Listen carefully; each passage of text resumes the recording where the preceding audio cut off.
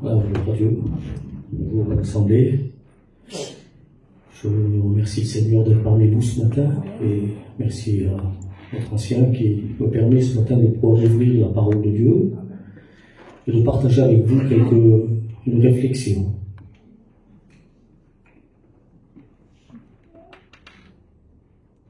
Ne pas chercher à dire des mots savants. Je voudrais vraiment ce matin, avec le cœur, partager la parole de Dieu, penser que le Seigneur a mis sur mon cœur. Amen. Et de sorte qu'on soit édifié, qu'on soit fortifié en Dieu. Et je voudrais ce matin prier le Seigneur, bien sûr, avant d'ouvrir la parole de Dieu, nous n'irons pas plus loin. On va ensemble demander à Dieu sa grâce, que le Seigneur me permette ce matin d'être son messager pour vous. Amen. Alors, on le fait ensemble, on prie le Seigneur, et après, tout de suite après, nous dirons la parole de Dieu. Voilà, je demanderai à David, tu pries le Seigneur.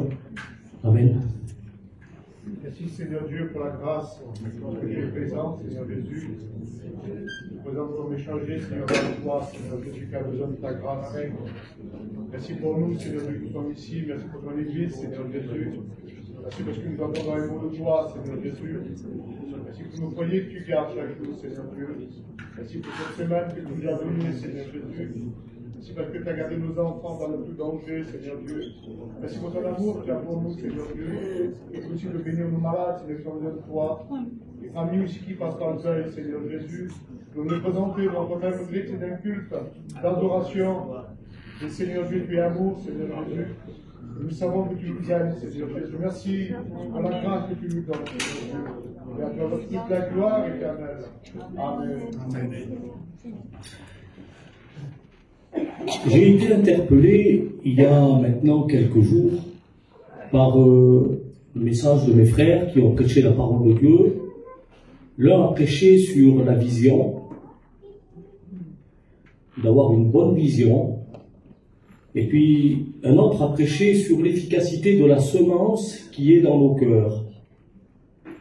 Et ces deux messages ont interpellé mon cœur et a fait ce que la parole de Dieu déclare, ce que normalement doit se produire à la lumière de la parole de Dieu. Ces deux messages ont fait que je suis rentré en moi-même, comme dit la Bible.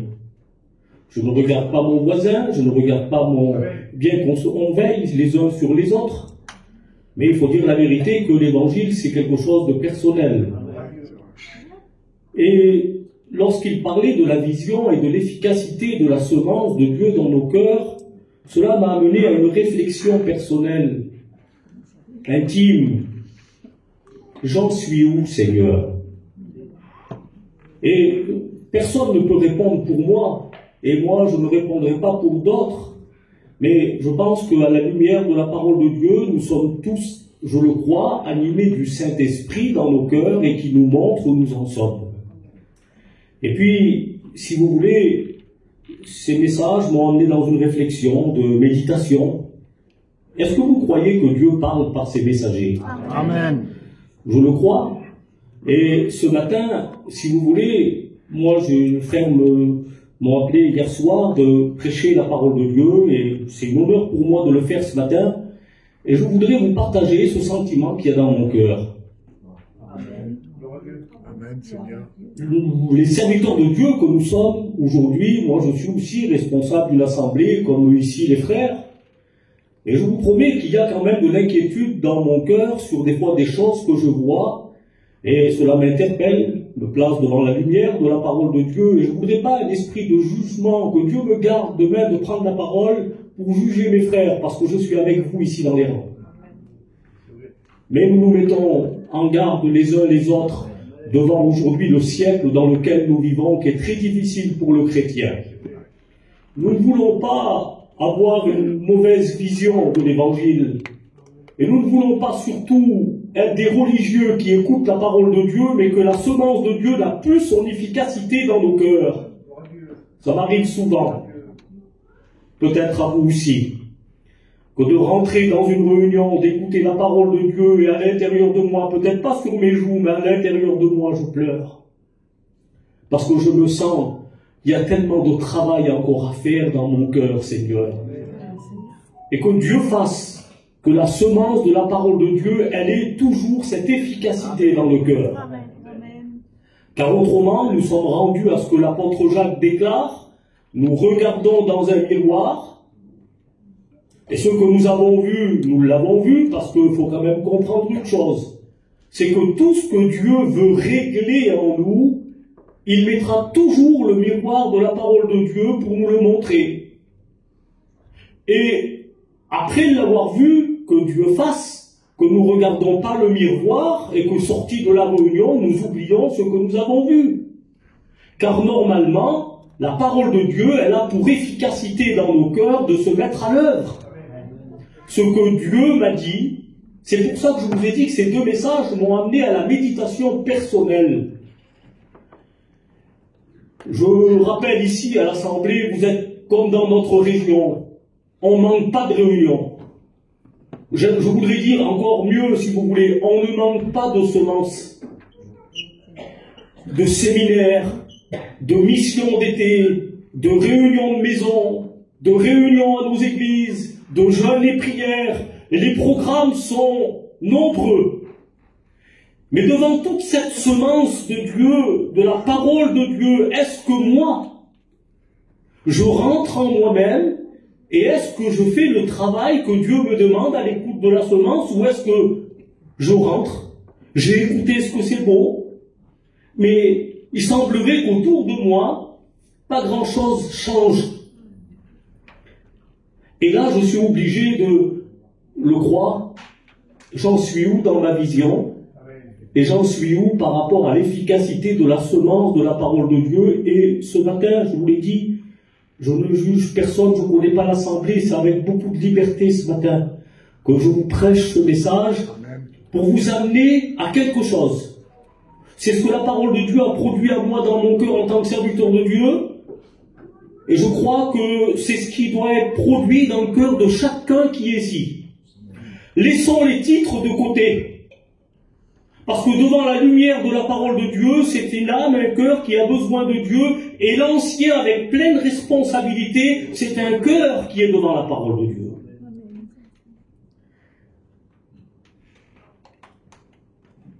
Entrer en soi-même. Et on est devant un travail de la conscience. Entrer en soi-même. Et nous réalisons que lorsque nous rentrons en nous-mêmes, là, il n'y a plus la place, si vous voulez, à ce que l'autre dit, à ce que je dis, à ce que je pense, mais il est question, si vous voulez, à entrer en soi-même, faire le bilan, comme la parole de Dieu le déclare. On a plusieurs exemples de la Bible, de personnes qui ont rentré en eux-mêmes, tels que le fils prodigue, lorsqu'il était là-bas avec les pourceaux, où tout a changé pour lui. Il était ce qu'il était, ce garçon. Mais il y avait encore quelque chose de Dieu dans son cœur. Car étant entré en lui-même, il a compris son état, et d'un seul coup, le bilan intérieur personnel de son cœur l'a fait prendre position. Je me lèverai, dit-il. Il en a eu marre de la situation. Je me lèverai et il n'y a pas d'honte à ça. J'irai vers mon père et je dirai, mon père, pardon. Écoutez, il n'y a pas d'honte ce matin s'il y a une sœur, un frère, qui est devant Dieu le Père, et à dire devant lui, pardon mon Seigneur. Mais il n'y a pas d'honte à ça. Est-ce que vous avez vu que dans nos réunions, souvent, on a fini par la prière de repentance, elle a changé. Il semblerait que parce qu'on est chrétien, on n'arrive plus à dire pardon. Seigneur, ça m'arrive tous les jours. Amen. Amen. Tous les jours. D'entrer en moi-même et de dire à mon Sauveur, pardon. Pardon. Et que Dieu fasse que ce sentiment soit toujours dans nos cœurs. Étant entré en lui-même, il est pris position. Et je crois que la parole de Dieu doit nous pousser. C'est trop à l'extérieur, les choses. Il faut rentrer à l'intérieur. Car c'est ce qui a peut-être le plus de valeur et c'est ce que Dieu voit en plus. Le plus peut-être encore. Bien sûr que le témoignage extérieur, il existe. Bien sûr qu'il existe. On a... écoutez, Seigneur, la parole de Dieu nous demande de rendre témoignage et d'avoir, si vous voulez, visuel. D'avoir ce témoignage qui correspond. La Bible parle un bon témoignage devant Dieu et devant les hommes. Mais bien sûr, autrement, vous avez vu, il y a ceux qui, pour eux, c'est leur cœur qui compte. Et puis ils peuvent marcher n'importe comment devant ceux qui les entourent. Souvent, quand même on leur dit quelque chose, ils disent « Ah, moi, mon frère, c'est mon cœur. » Et il semblerait que cela n'a plus d'importance ceux qui l'entourent. Non? Le témoignage extérieur est aussi important. Amen. De toute façon, je pense qu'écoutez, le témoignage intérieur reflètera toujours, véritablement, le sérieux extérieurement également. Il ne se dissocie pas. Étant entré en soi-même. Alors, écoutez, je méditais ce passage de la parole de Dieu et il m'a venu à l'esprit un psaume que l'on connaît. C'est le psaume 92. Mais avant de lire ce psaume, je voudrais vous citer le livre, le texte des Proverbes, le chapitre 4, verset 23, où il est écrit « Prends garde à ton cœur, protège ton cœur, car de lui viennent les sources de la vie. » Et notre cœur, s'il y a quelque chose à protéger, frères et sœurs, s'il y a vraiment quelque chose auquel je dois prendre soin, c'est mon cœur. Et pour protéger mon cœur, il faut vraiment que ma vision soit bonne. Il faut que l'efficacité de la semence de Dieu soit bonne.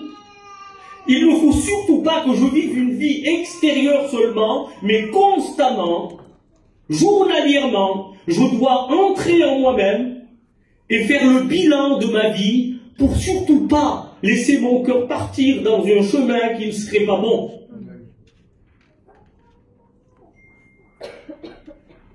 Protège ton cœur plus que toute autre chose, car de lui viennent les sources de la vie. Et la Bible nous parle dans le psaume 92, elle nous parle d'un arbre. Est-ce que vous croyez que Dieu parle par la nature? Alors, la Bible nous parle parmi toutes les choses nombreuses qu'on pourrait citer. La Bible nous parle d'un arbre. Il est mentionné, cet arbre, on l'appelle le palmier. On le voit souvent, surtout dans le sud, ou dans les endroits très chauds. Mais cet arbre a une particularité dans la Bible. Et la particularité de cet arbre dans la parole de Dieu, c'est la croissance. Quand il dit dans le psaume 92, le juste, il croît comme le palmier, et il s'élève comme le cèdre du Liban. Mais on ne parlera pas du cèdre du Liban, nous parlerons du palmier, tout simplement, dans les quelques petites réflexions par rapport au cœur. La parole de Dieu, ici, nous parle donc, le juste croît comme le palmier. Croître, c'est grandir. C'est prospérer, c'est avoir, si vous voulez, une maturité en Dieu, quelqu'un qui croît. Et la Bible dit ici que le juste croît comme le palmier. Pourquoi? Dans le domaine de la croissance, le psalmiste a orienté nos cœurs à considérer quel est le palmier. Pourquoi il prend l'exemple de quelqu'un qui croît à l'exemple de cet arbre, du palmier? Eh bien, écoutez, j'ai été étonné, je vous dis tout simplement ça. Le palmier, il a une particularité, c'est qu'il lui faut très peu d'eau pour vivre. Un petit peu d'eau pour lui suffit, mais surtout la particularité du palmier, alors, excusez-moi d'employer un terme un peu technique, mais je regardais un peu ce que l'arbre, la nature de l'arbre, sa croissance. Pourquoi la Bible parle de la croissance? Qu'est-ce qui fait de lui qu'il est particulier dans la croissance, à un point que le juste il le compare à cet arbre. Ça vaut le coup de s'y intéresser, oui ou non? Et en regardant qu'est-ce qui fait sa croissance, la Bible nous parle, si vous voulez, ils appellent ça... Alors c'est un drôle de nom, vous voyez, je l'ai déjà oublié. Un drôle de nom. Il s'est appelé le cœur du palmier. Le cœur du palmier, il a comme c'est comme ça dans le truc de la plantation, on va dire, hein, végétale. Il a des milliards de cellules que lorsqu'on le plante, il a une mémoire dont tout petit quand il est planté, il a déjà tout en lui, le fruit qui va le porter, le nombre des années qu'il vivra, tout est dans cette particularité qui est le cœur du palmier. Et lorsqu'il grandit, il fait que il ne recherche rien d'autre que de grandir, de s'élever, de s'élever, de s'élever. Il n'a pas un énorme branchage qui fait que ses branches s'étendent. La seule chose que le palmier veut, c'est monter, monter, monter, monter. Il parle de croissance. Et le Seigneur, il compare le juste à cet arbre. Et ça a attiré mon cœur de savoir ce que je viens de vous dire ici. Le palmier, il a en lui, dans son cœur, tout ce qui va faire de lui, qui va être un arbre majestueux. Eh bien, nous lisons ensemble dans la parole de Dieu, dans le livre de Pierre, la deuxième épître de Pierre. Regardez ce que dit. De la même façon que tout est dans le cœur du palmier, ici il est question de ça. Deuxième épître de Pierre, chapitre 1er, verset 3. Sa divine puissance nous a donné tout ce qui contribue à la vie et à la piété, au moyen de la connaissance de celui qui nous a appelés par sa propre gloire à sa vertu. Celle-ci nous assure de sa part les plus grandes et les plus précieuses promesses, afin que par elles, vous deveniez participants à la nature divine, en fuyant la corruption qui existe dans le monde par la convoitise. À cause de cela, verset 5, faites tous vos efforts pour joindre à votre foi la vertu la connaissance, à la connaissance la maîtrise de soi, à la maîtrise de soi la patience, à la patience la piété, à la piété l'amitié fraternelle, à l'amitié fraternelle l'amour, car si ces choses sont en vous, et qu'elles le sont avec abondance, elles ne vous laisseront point oisifs pour la connaissance de notre Seigneur Jésus. Mais celui en qui ces choses ne sont point est aveugle. Il ne voit pas de loin.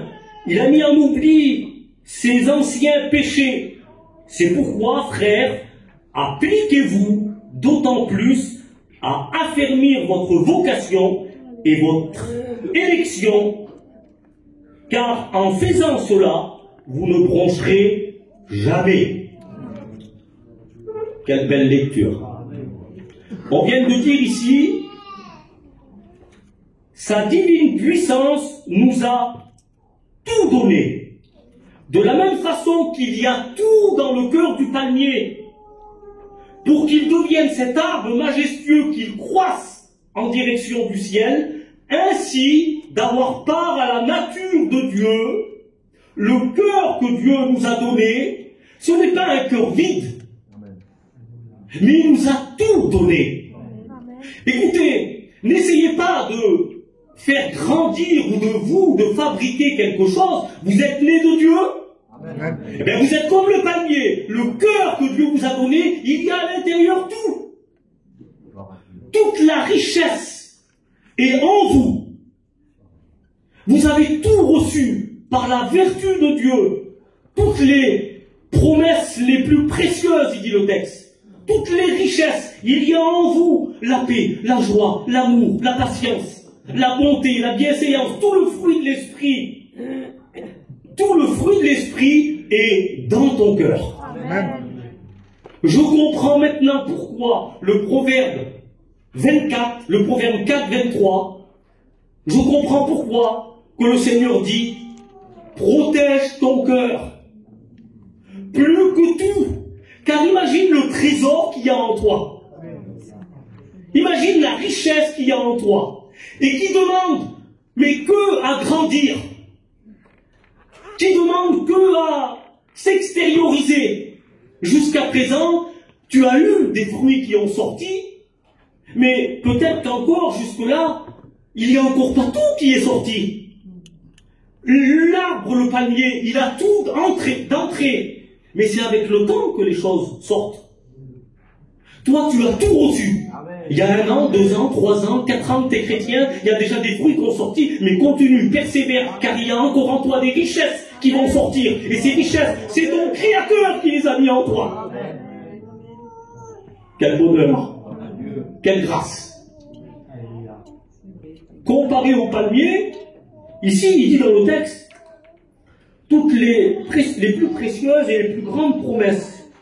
Celle-ci, verset 4, nous assure de sa part les plus grandes et les plus précieuses promesses, afin que par elles, vous deveniez participants à la nature divine, en fuyant la corruption qui est dans le monde par la convoitise. Ah, en fuyant la corruption qui est dans le monde par la convoitise. C'est-à-dire, attends, tu as reçu de grandes richesses. Et Dieu a tout mis en toi. Mais fais attention, il y a des choses que tu dois fuir. Ah, c'est ça. Comment tu dis, fils? Protège ton cœur plus que toute autre chose. Mais pour protéger ton cœur, il te faut fuir certaines choses. Tu ne peux pas participer dans tout. Tu ne peux pas regarder tout. Il va te falloir te protéger. Protège ton cœur en fuyant la convoitise qui est dans le monde. La convoitise, en fuyant la convoitise qui est dans le monde. Je le lis bien pour ne pas faire d'erreur.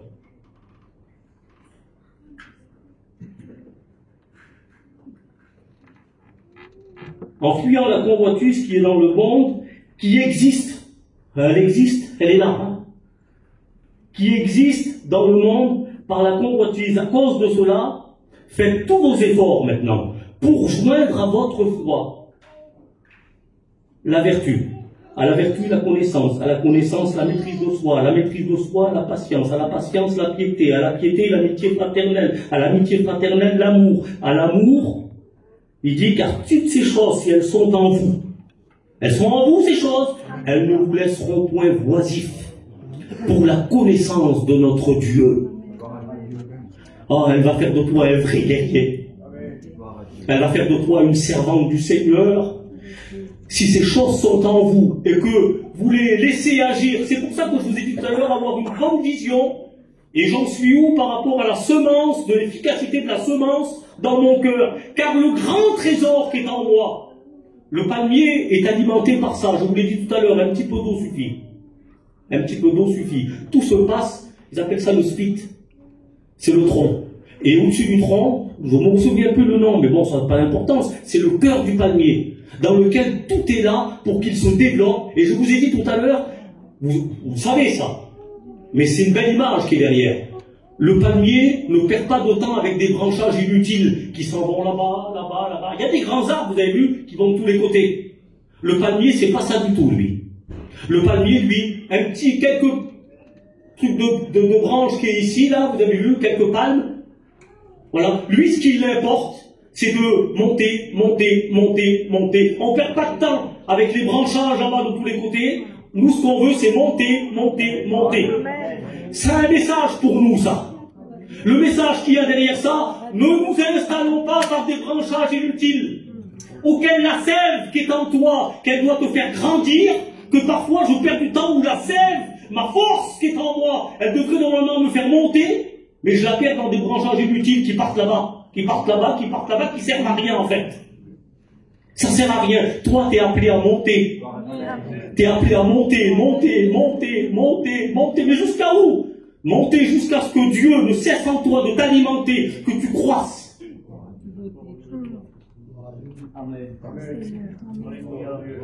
Tout est en toi. Ces richesses sont en toi. Tu as part à la nature divine, tout est en toi. Il te suffit de les serrer dans ton cœur et d'avancer. De faire tous tes efforts, comme dit le texte, tu as des efforts à faire, pour joindre à ta foi toutes ces choses. C'est quoi, Seigneur? Regardez ce qu'il dit le texte. Hein. Pour joindre, faites tous vos efforts pour joindre à votre foi. Il dit, je me maîtrise, Seigneur, la maîtrise de moi. À la maîtrise, la patience. Être patient, Seigneur, de quelqu'un de maîtrisé, quelqu'un de patient. À la patience, à la maîtrise, j'y mets encore un peu, j'étends encore. Parce que le Seigneur me demande de grandir dans ces choses-là. Je grandis encore dans l'amitié fraternelle. Je dois grandir encore dans l'amitié fraternelle, au sein de mon foyer, au sein de ma cellule familiale, au sein de mes frères. Je dois grandir encore. Je fais tous mes efforts pour grandir dans ces domaines-là. L'amitié fraternelle, dans l'amour. Et c'est ainsi que si ces choses sont en nous, elles ne nous laisseront pas oisifs. Quelqu'un d'oisif, c'est quelqu'un, si vous voulez, qui est pas utile. C'est quelqu'un, si vous voulez, qui n'a pas d'effet dans ce qu'il fait. Mais quelqu'un qui n'est pas oisif, quelqu'un qui, au contraire, ces choses sont abondantes en lui, c'est un véritable instrument entre les mains de Dieu. C'est un homme béni, une femme bénie. Et la parole de Dieu déclare ceci. Je vous ai dit tout à l'heure d'avoir une bonne vision. Regardez ce que dit le texte. Car si ces choses, par contre, ne sont pas en vous, elles ne sont pas en nous, qu'est-ce qui se passe? C'est le contraire. Regardez ce que dit le texte. Pas d'être négatif, mais on est obligé de dire toute la vérité de la parole de Dieu. Mais celui en qui ces choses ne sont point est aveugle. Mais tout de suite, regardez ce qu'il dit. Il ne voit pas de loin. Ah. Donc là, c'est pas il est aveugle qu'il ne voit rien. C'est il voit, mais pas plus loin que le bout de son nez. Plus loin là-bas, il ne voit pas. On appelle ça de la myopie. Hein? C'est la myopie, c'est ça, hein, je parle le terme. Quelqu'un qui ne voit pas de loin là-bas. Il ne voit pas de loin. Eh bien, excusez-moi, mon Seigneur d'amour, mon Dieu, mais nous sommes de ceux... Quelle vision, Moïse? Moïse, quelle vision? Alors qu'il est dans le pays d'Égypte, qu'il a tout autour de lui. Lui, sa vision, il dit, il voyait, dit-il, l'opprobre de Christ comme les trésors plus grands et plus précieux que tous les trésors de l'Égypte. Certains ont dit de Moïse qu'il a laissé la richesse pour la pauvreté. Pas du tout. Quand on lit le texte, Moïse n'a pas laissé la richesse de Pharaon pour choisir la pauvreté. À l'ancien, il n'a pas laissé ça. C'est écrit, il voyait les choses de Dieu, mais de loin là-bas, lui, il les voyait. Ça s'accomplissait pas en son temps à lui, parce que les choses se sont accomplies bien après. Mais alors, quelle vision? Amen. Quelle vision, Moïse? Il voyait de loin l'œuvre de Dieu comme un trésor plus grand que tous les trésors de l'Égypte. Car il disait, ça, c'est passager. Ce trésor là-bas, il est éternel. Amen. Amen. Donc Moïse n'a pas laissé le trésor de l'Égypte pour la pauvreté. Non, il a laissé un trésor pour un trésor plus grand. Amen. Voir de loin. Parce que souvent, la difficulté, les problèmes qu'on rencontre nous font pas voir des fois plus que devant nous. Et on se dit, on n'y arrivera pas. Mais regarde plus loin. Regardez le regard de Paul, parce qu'on en a tous. Le regard de Paul, c'était celui-ci. Les souffrances du temps présent. Elles sont là, je les vois tous les jours. Elles ne sauraient être comparées à la gloire éternelle. Lui, ce qu'il voyait, c'était la gloire. Et le fait que la gloire éternelle avait tellement de l'importance dans son cœur, il fallait surtout pas que les afflictions du temps présent le fassent chuter. Au contraire, elle faisait que dans son cœur, il s'accrochait davantage à ce qu'il y avait devant. Ça lui donnait de la force à ne pas baisser les bras. Amen. Vous passez tous vos problèmes, vos luttes et vos combats. Nous avons tous. Mais dans nos luttes et nos combats et nos problèmes que nous avons, il nous faut, par la grâce de Dieu, que nous ayons dans nos cœurs cette vision de voir au loin. Et jusqu'à où, il faudrait qu'on regarde, qu'on voie. Écoutez, tout à l'heure, je suis rentré dans la salle et c'est le frère Rudy qui a dit ce mot. Il a dit, bonjour mon frère. La première des choses qu'il m'a dit, j'attends le retour du Seigneur. Ma vision, elle est là. Ma vision, elle est là. Elle est basée sur son retour. C'est la promesse qu'il nous a fait. Et nous sommes attachés à sa promesse. Gloire à Dieu. Amen. Sa divine puissance nous a donné tout ce qui contribue à la vie et à la piété. Et voici ce que la parole de Dieu déclare. Il dit donc d'avoir cette bonne vision. Et il parle dans le texte, il est aveugle et il ne voit pas de loin. Et il a mis en oubli ses anciens péchés. C'est-à-dire que des fois, dans une certaine façon de faire, des fois, on a fini par oublier ce que Dieu a fait pour nous. On a oublié. Alors encore, on se rappelle du temps présent, ce qui se passe en ce moment, mais ce qui s'est passé derrière. Alors notre vision, elle n'est pas bonne sur ce qui est devant, parce qu'on ne voit pas de loin, mais en plus de ça, on oublie ce qui s'est passé derrière. On est vraiment quelqu'un qui est basé sur le temps présent, comme si l'ennemi aurait enlevé toutes choses de notre cœur, de notre esprit. Écoutez, ma vision, elle est bonne derrière. Non, je ne mets pas en oubli ce que Dieu a fait pour moi. Amen. Et ma vision, elle est bonne de loin, parce que je vois devant qu'est-ce qu'il y a pour moi. Devant Dieu m'a tout préparé. Gloire à Dieu. Amen. Et c'est cette divine puissance qui a mis toutes ces choses dans nos cœurs, auxquelles nous devons rester attachés plus que jamais. Et je vais juste terminer, mais dans cet esprit-là, je voudrais le citer. Je voudrais le citer dans cet esprit-là, et pas dans un autre esprit. Ma plus grande inquiétude, aujourd'hui, vous savez, c'est quoi? Et devant Dieu que c'est vrai, en tant que serviteur de Dieu, je le dis, c'est vrai. Je vois trop de bonnes réunions. Je vois trop de bonnes réunions. Qu'est-ce que tu dis, Philippe? Trop de bonnes réunions. Je vois trop de réunions où on se dit, on s'est régalé, on a écouté le message, on s'est régalé. Mais je vois très peu de réunions qu'on rentre en nous-mêmes et qu'on règle les vrais problèmes qu'il faut régler. Qu'est-ce que c'est une bonne réunion? Une bonne réunion, c'est pas j'ai écouté un message qui m'a fait plaisir d'entendre. Une bonne réunion, c'est une réunion qui m'a fait rentrer en moi-même. Une bonne réunion, c'est j'ai dit à Dieu où est le problème. Et si je suis comme Bartimée ce matin, qui a besoin de dire à mon Sauveur, quand Jésus s'est approché de Bartimée et qu'il lui a dit, que veux-tu que je te fasse? Il n'a pas cherché à dire autre chose, il avait un problème de vue, lui. Que je recouvre la vue. Eh bien, disons les vrais besoins à Dieu. Disons ce que nous avons besoin à Dieu. Car le vrai, je vais le dire comme ça avec mes mots tout simple, le vrai cœur du palmier, il désire toujours grandir. Et j'ai parlé tout à l'heure de protéger nos cœurs de la convoitise qui est dans le monde. Parce que ce qui empêche le palmier de croître, ce qui empêche le chrétien de grandir, c'est ces petits parasites qui viennent. Il y a des petites choses, des petits insectes pour le palmier. Le but, c'est d'arriver à toucher le cœur du palmier. Si le cœur du palmier est touché, instantanément, il aura des effets où il y a de la maladie qui va se mettre en lui. Il ne va pas dépérir instantanément, mais sur le temps, on va le voir. La croissance va s'arrêter, et puis il y en a, si la guérison s'est pas faite, il y en a qui ont fini par complètement, il faut l'abattre l'arbre là, c'est fini, il est mort. C'est grave qu'est-ce que tu dis, Philippe, hein? Écoutez-moi, j'ai trop vu de frères autour de moi, et de sœurs autour de moi, grandir comme des palmiers. Mais je les ai vus à un moment ne pas être vigilants sur la convoitise de ce qui se passe dehors. J'ai vu moi des insectes venir. Rentrer, toucher le cœur. J'ai vu ces personnes-là qui avaient un seul désir, c'était grandir, grandir, grandir.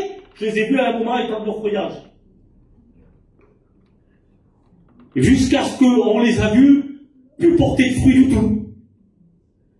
Et puis, excusez-moi, mais devant Dieu, je voudrais le dire, c'est un message aussi de prévoyance et un message d'exhortation. Amen. Et en pleurant, je le dis ce matin. J'ai devant Dieu que c'est vrai, on le sait, mais vous le savez aussi. On les compte plus dans les rangs, nos frères. Ils étaient là, ils chantaient dans nos chorales. Pour certains, je vais plus loin, ils prêchaient sur nous dans nos églises. Ils sont plus là. Qu'est-ce qui s'est passé? Le cœur du palmier a été touché. Le cœur du palmier a été touché. Ils sont plus là, nos frères. On pleure aujourd'hui sur eux. On pleure. Et la Bible dit que celui qui est debout, vous êtes debout? Amen. Amen. Moi, je me crois devant Dieu, je crois sincèrement. Mon Dieu, mon Seigneur, mais garde-moi debout, mon Dieu. Parce que ce qui est arrivé à mes frères, moi je ne suis pas à l'abri que ça m'arrive à moi demain. Je ne suis pas à l'abri que ça m'arrive à moi demain. Alors pour pas que ça t'arrive, qu'est-ce qu'il faut, fille? Il faut ça. Il faut que la semence de Dieu, il faut que la parole de Dieu, il faut que ma vision soit bonne. Il faut que la semence de Dieu, lorsque je l'entends, mon Dieu, c'est pas un message que j'ai écouté, c'est ta parole. Je rentre chez moi, je rentre en moi-même, je fais le bilan et je me mets à l'œuvre. Je ne dis pas quel beau message, je dis Seigneur, donne-moi à mettre ta parole en pratique. On veut une église qui mette la parole de Dieu en pratique. Mais pourquoi tu dis ça, fille? Parce que la maison qui met la parole de Dieu en pratique, selon Luc chapitre 4, verset 42, c'est la maison qui résiste à tout. C'est la maison où les vents, les pluies, tout peut tomber. Maman, mais il est fou. Mais qu'est-ce qui se passe? Comment? C'est un homme terrible? Non! C'est pas un homme terrible, il a ses faiblesses, il a ses luttes, il a ses combats comme tout là-bas. Mais par contre, la parole de Dieu pour lui, il la respecte dans son cœur. Il ne fait pas que de l'entendre. C'est vrai. C'est vrai. On a besoin de mettre la parole de Dieu plus que jamais en pratique. Rentrons en nous-mêmes. Et étant rentré en moi-même, j'ai pas honte, Seigneur, vous êtes mes frères, c'est mes frères qui sont là. C'est pas honte pour moi de dire devant mes frères, pardon mon Dieu. Pardon mon Seigneur, j'ai besoin de ta grâce. Amen. Pardon mon Seigneur, j'ai besoin de mes frères. Pardon Seigneur, je ne vais pas faire l'orgueilleux, sortir de la réunion et dire tout va bien alors que j'ai besoin de demander pardon. Amen. Est-ce que vous comprenez? Amen. Regardez ce que dit la Bible. Et c'est dans cet esprit-là que j'aimerais vous l'amener tout simplement. Il est 10. Vous me donnez encore 10 minutes? Amen. Regardez ce que dit la parole de Dieu. On est dans le livre des rois. Je vous cite simplement cette histoire pour prendre ça. On ne dira pas tout. Regardez ce que dit la parole de Dieu. Les fils des prophètes, 2 Rois chapitre 6, verset 1er. Et c'est dans cet esprit qu'on est en train de dire que j'aimerais voir un moment de l'histoire. Un moment de l'histoire tout simple. Les fils des prophètes dirent à Élisée, voici le lieu où nous sommes assis devant toi est trop étroit pour nous. Allons jusqu'au Jourdain, prenons là chacun une poutre, et nous y ferons un lieu d'habitation. Élisée répondit, allez. Et l'un d'eux dit à l'ancien, consent à venir avec nous. Et Élisée y va. Élisée, pardon, il va avec eux. Arrivés au Jourdain, ils coupèrent du bois. Et comme l'un d'eux abattait sa poutre, ils coupèrent du bois. Et comme l'un d'eux abattait sa poutre, il abattait sa poutre, le fer tomba dans l'eau.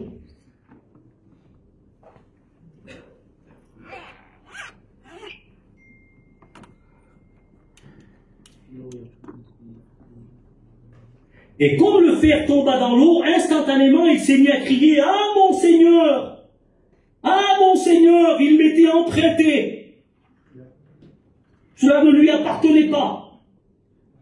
Il m'était emprunté. Cela signifiait qu'il savait qu'il fallait le rendre. Retenez bien tout ça. Ah mon Seigneur, il était emprunté, il ne m'appartenait pas. Et il y a une question qui va être posée qui fait mal. Mais elle est indispensable. Où est-il tombé? Et pour répondre à une telle question, il va falloir rentrer en soi-même. Je ne peux pas dire n'importe comment. Il faut régler le problème. Où est-il tombé? Et étant entré en lui-même, le jeune garçon dit, voici le lieu. C'est là que ça s'est passé. Il va falloir dire où ça s'est passé. Il va falloir montrer le lieu. Et il n'y a pas besoin de le dire devant moi. Il n'y a pas besoin de le dire. On peut dire où ça s'est passé par une pensée à Dieu. On peut dire où ça s'est passé par une main de lève à Dieu. On peut dire où ça s'est passé en disant pardon, Seigneur. En disant ça, Dieu voit le lieu, Dieu voit l'endroit, Dieu voit ton cœur.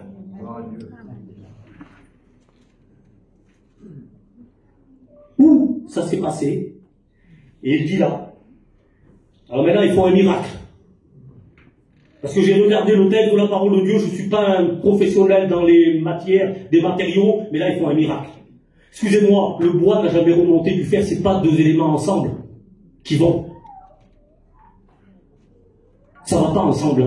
Je ne fais pas remonter du fer avec du bois, oui ou non les frères? Il faut un miracle. Ça ne peut pas remonter ce qu'on a perdu. Ça ne peut pas remonter. Mais on a le Dieu du miracle. Amen. Et le bois de la croix, c'est rien d'autre que ça. Ah, quelle belle note, Philippe, que tu as sorti là. Non, non, non. Il n'y a pas de note spéciale là. Le bois de la croix pour tous les âmes qui reconnaissent leur état. Je vous promets que tout remonte. J'ai vu des personnes sur des ruines tout rebâtir. Sur quoi? Sur le bois de la croix. Le bois de la croix est partout. Mais c'est pour les inconvertis, ça, Philippe, ce que tu cites là. C'est pour les inconvertis, oui, en premier pour les inconvertis. Mais pour le chrétien aussi. Amen.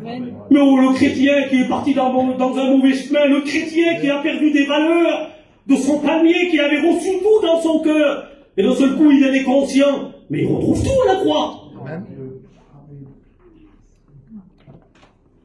Vous dites Amen? Amen. Écoutez, je vous ai dit tout à l'heure, je sors juste cette petite histoire, et un fait. Le fait qu'on est sur la méditation, de rentrer en soi-même, de faire un bilan sur notre cœur. Vous y êtes avec moi? On le fait ensemble? On est dans le silence, on le fait. Le Saint-Esprit, il agit dans vos cœurs, on ferme nos yeux même si on veut, et on le laisse agir. On a affaire à un garçon qui travaillait vaillamment pour Dieu. Tout est réuni pour tout est bon. Accompagné des anciens. Et seulement, il m'est arrivé un problème pendant son travail. On va jeter la pierre à ce frère-là? On ne jette pas la pierre, parce que ce qui est arrivé à lui, comme arrivé à moi demain, je serais content que des frères soient là avec moi. Écoutez ce que dit la Bible. Il a perdu quoi, lui? Qu'est-ce qu'il a perdu? Le fer. Qu'est-ce que c'est le fer? Le fer, c'est le tranchant. C'est ce qui lui permet que les arbres tombent. En fait, il a perdu. Et le tranchant dans la Bible, ce qui nous permet que devant nous, les arbres tombent, dans la Bible, le fer, il est symbolisé, spiritualisé à l'Esprit de Dieu dans nos cœurs, au Saint-Esprit dans nos cœurs. Ce Saint-Esprit qui rend ta vie tranchante. Ce Saint-Esprit qui fait que quand tu chantes, tu ne comprends pas pourquoi les âmes sont bénies. Le Saint-Esprit, tu ne comprends pas pourquoi quand tu prêches, les âmes sont touchées. Le Saint-Esprit dans ta vie avec tout ton foyer que tu ne comprends pas, tu es remarqué comme un homme de Dieu, comme une femme de Dieu. C'est le tranchant de l'esprit, le glorieux tranchant de l'esprit dans le cœur d'un chrétien, d'une chrétienne, d'un serviteur de Dieu. Quand on a perdu le tranchant, oh Seigneur, quand on a perdu le tranchant, il n'y a pas la chose la plus importante dans le cœur d'un chrétien, le glorieux tranchant de l'esprit. C'est possible, ça, fille, de perdre le tranchant de l'esprit? Tu dis pas des choses, des fois, à écouter. Parce qu'il faut se rester sur un terrain de la parole de Dieu. Autrement, je dirais des choses et que Dieu me garde demain de dire quelque chose Oui, bien sûr, c'est possible de le perdre. C'est possible de le perdre. On peut commencer à attrister le Saint-Esprit. Si il nous parle, il nous dit, va à gauche. Et nous, parce que moi, je convoite. Et moi, je préfère à la droite. Le Saint-Esprit me dit à gauche. Vous savez ce que ça veut dire, ça, hein? Ça veut dire qu'il y a des choses sur lesquelles Dieu vous demande d'obéir et on n'a pas obéi. On a fait nous à notre façon. À quelque part, on résiste au Saint-Esprit. Pour l'instant, il n'y a pas de salut là. On reste encore un chrétien, je prends encore ma Sainte Seine. Mais seulement, je rentre dans une forme de désobéissance. Et je commence à agir par mes pensées. Seulement, d'ouvrir une telle porte.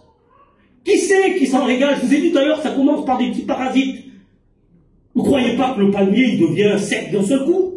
Il y a des choses qui se sont passées. Ce qui s'est passé, c'est qu'il y a eu une désobéissance. Je commence à agir avec mes pensées, le Saint-Esprit est attristé. Mais seulement, les désirs de la chair sont tellement forts, tellement puissants, que je finis par obéir plus à la chair qu'à l'esprit.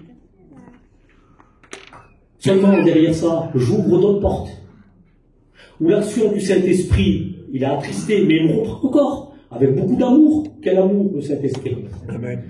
par ces messagers dans une réunion, par des messages que j'ai écoutés. Et seulement comme ma vision n'est pas bonne, et comme mon entendement à la semence de Dieu n'est pas bonne, j'ai écouté plein de messages, mais j'ai continué dans mon raisonnement. Vous me suivez là? Amen. Vous les reconnaissez, les étapes?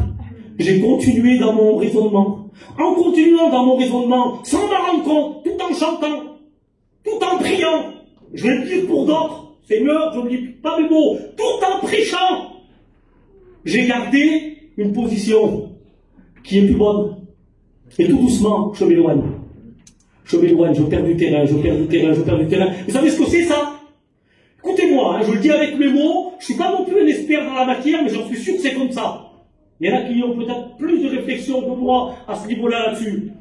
Le manche, le fer là de la hache, est-ce que vous... Il ne dit pas qu'il est cassé. Il ne dit pas qu'il a cassé.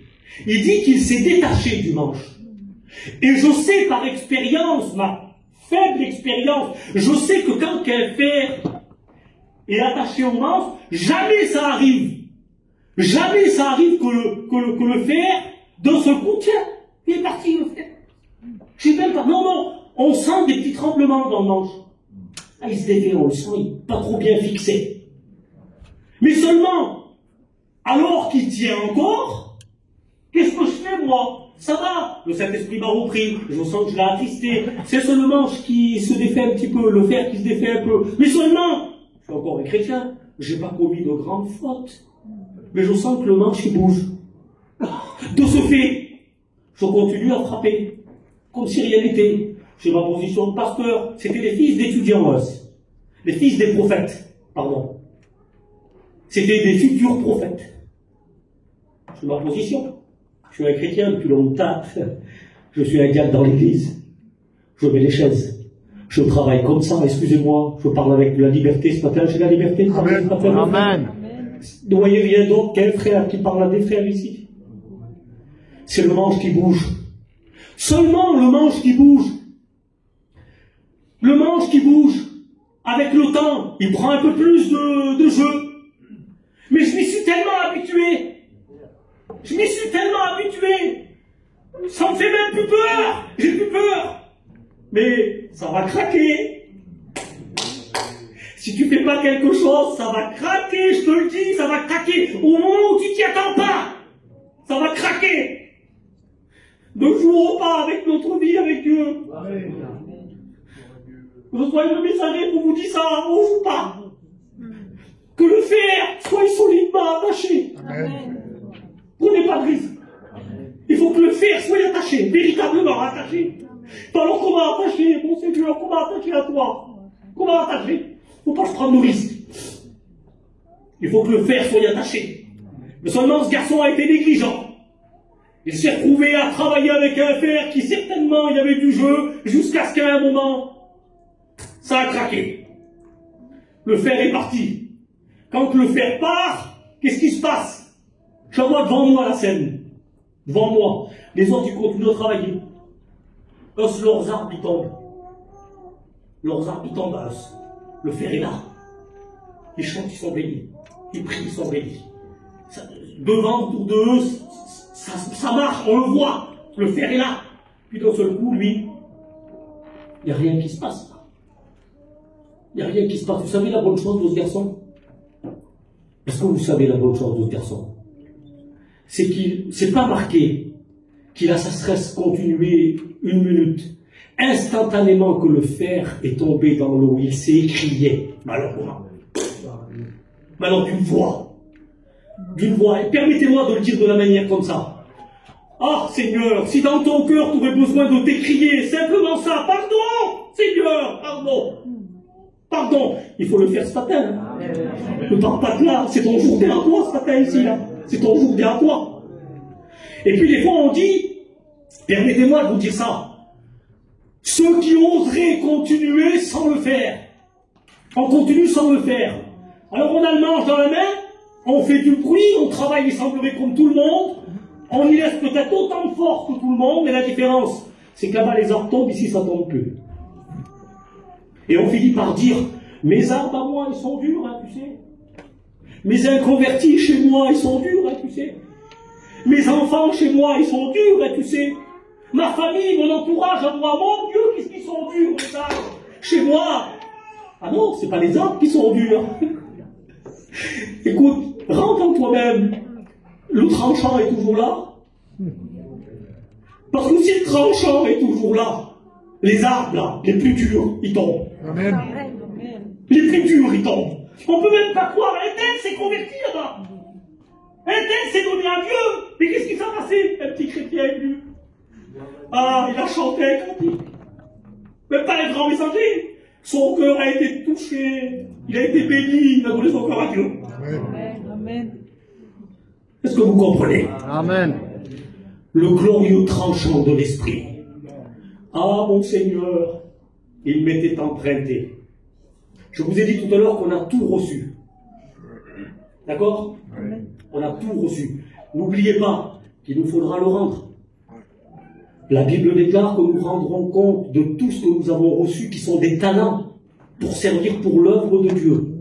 Et il nous faudra rendre des comptes. Ah, il ne parle pas de salut là. Hein. Excusez-moi, je ne parle pas de salut là. Je ne parle pas de salut. Je parle de la Bible nous parle du tribunal de Christ, où chacun devra rendre des comptes sur ce que nous avons reçu de Dieu. Dans le livre des Corinthiens, chapitre 12, il dit à l'un est donné un talent, à l'autre est donné un autre talent, à l'un est donné un autre talent. Chacun a reçu des talents dans l'église que nous mettons pour le service pour Dieu. Oui ou non? Amen. C'est ton faire à toi, ça. Fais attention à ce que tu fais avec. Tu devras rendre l'outil. Ah, ça me plaît de dire ça, mon Seigneur. Tu devras rendre l'outil. N'oublie pas qu'il t'a été emprunté.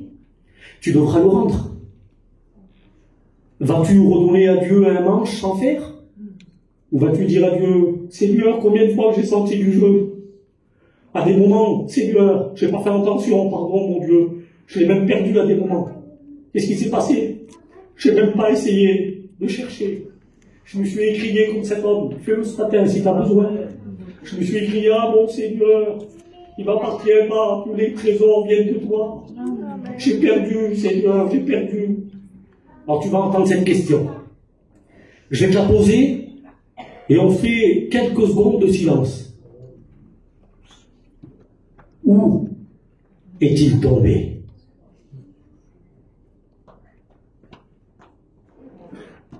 Ça fait mal, non? Cette question, elle fait mal à quelque part. Où est-il tombé? On rentre en nous-mêmes, je ne pourrais pas répondre pour toi, tu ne répondras pas pour moi. C'est où tu sens là que ça commence à faiblir? Alors tu te vois là, dire à Dieu, c'est là, Seigneur. Alors maintenant, parce que tu as été capable de dire où, c'est plus toi maintenant. Il va s'enclencher de la part de Dieu le miracle. Amen. Amenez-moi du bois. Tu vas vivre le miracle ce matin. Ce matin, tu vas vivre le miracle de Dieu. Tu vas voir renaître en toi ce que tu as, peut-être des temps que tu n'as plus ressenti. Mais le miracle de Dieu peut se faire à l'instant même là. Il prit le bois, le jeta à l'endroit où il lui a montré. Le Seigneur, il vient avec la croix. Où tu lui as dit, toi, de suite, là, c'est là, Seigneur. Permettez-moi de le dire comme ça. C'est depuis là, Seigneur, je ne prie plus. C'est depuis là, Seigneur, que je ne fais plus mes efforts que je faisais avant. C'est depuis là, Seigneur, c'est depuis là, c'est depuis là. Toutes ces choses, j'ai laissé rentrer. Moi aussi, des petites choses, Seigneur. J'ai encore le faire, Seigneur, je le sens, mais je sens que ça bouge vraiment. Je sens que ça bouge vraiment. Ah, n'attendons pas. J'ai aimé ça, cette image. Vous avez vu comment on fait quand le fer, il bouge un peu là? D'un seul coup, il y a quelque chose de spécial que les frères m'ont dit, ça m'a béni. Il faut tremper le bois dans l'eau. Hein? Quelle belle image. Amen. Mais quoi plus beau que la parole de Dieu ce matin? Trempe le bois. Et puis on tape le fer. Comme ça, on fait redescendre. Le bois fait, l'eau fait le bois, et le fait de resserrer comme ça, le fer, oh, quelle solidité. On sent que c'est solide là. Écoute, tu vas repartir de l'église avec une solidité.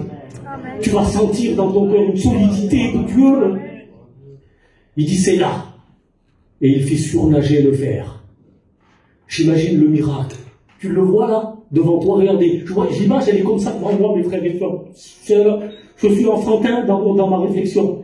Je vois le fer. Imaginez-vous, je vois le morceau de bois certainement comme un aimant là. Il le met ici, puis d'un seul coup le fer. Il remonte, il est à la surface, il est là. Mon Dieu, j'aurais jamais cru que ça remonte, ça, en moi.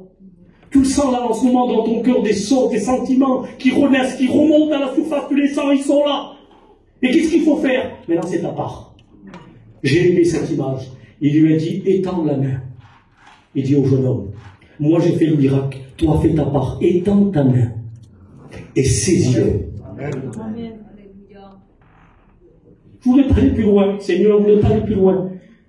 Tu as vécu ton expérience, maintenant toi. Veux-tu étendre ta main?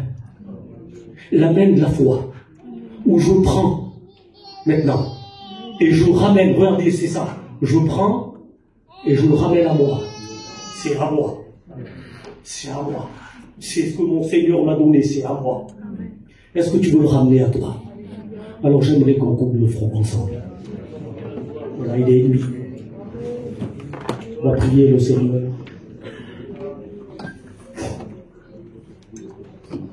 On a quelques frères de prier le Seigneur. On va à l'église de rentrer dans la prière. Tu as besoin de demander pardon. Fais-le ce matin à la lumière de la parole de Dieu. Tu as besoin de tendre ta main et de dire Seigneur, je ressaisis ce matin les choses que j'ai perdues. Tends ta main, fais-le. Mais une chose est sûre, ne continue pas à travailler avec un manche vide. Si tu sens que le fer se détache, surtout ce matin, fais ce qu'il faut. Et entre en toi-même, ne dis pas c'est pour l'autre là-bas la réunion. Même si tu connais des besoins qu'il y en a qui sont concernés ce matin par ces choses-là, écoute, ne regarde pas l'autre, regarde-toi. Regarde-toi. Alors je voudrais prier le Seigneur maintenant. Notre Dieu, merci pour la lumière de ta parole. Et je veux entrer en moi-même. Et ta parole qui est une lumière dans mon cœur, je veux, Seigneur, te demander ta grâce jour après jour. Encore ce matin, devant mes frères, mes sœurs, ça ne me gêne pas de le faire. Et de te dire pardon, Seigneur. Pardon. Pardon pour toutes les fois où j'écoute ta parole et que je ne la considère pas comme je devrais la considérer. Donne-moi à réellement considérer ta parole. Seigneur, bénis ton Église. Mes frères et sœurs qui peut-être auraient perdu le tranchant, sont malheureux. Ils vivent aujourd'hui un état spirituel tellement faible. Je te prie ce matin, Seigneur, ils t'ont montré l'endroit. Oh, viens avec la croix. Fais surnager, Seigneur. Fais remonter ce matin, Seigneur, dans le cœur et qu'ils puissent ce matin reprendre ce qu'ils ont perdu. Tu puisses le faire pour la gloire et l'honneur de ton nom. Et à ton nom soit toute la gloire. Amen. Que chacun puisse prier le Seigneur. Amen.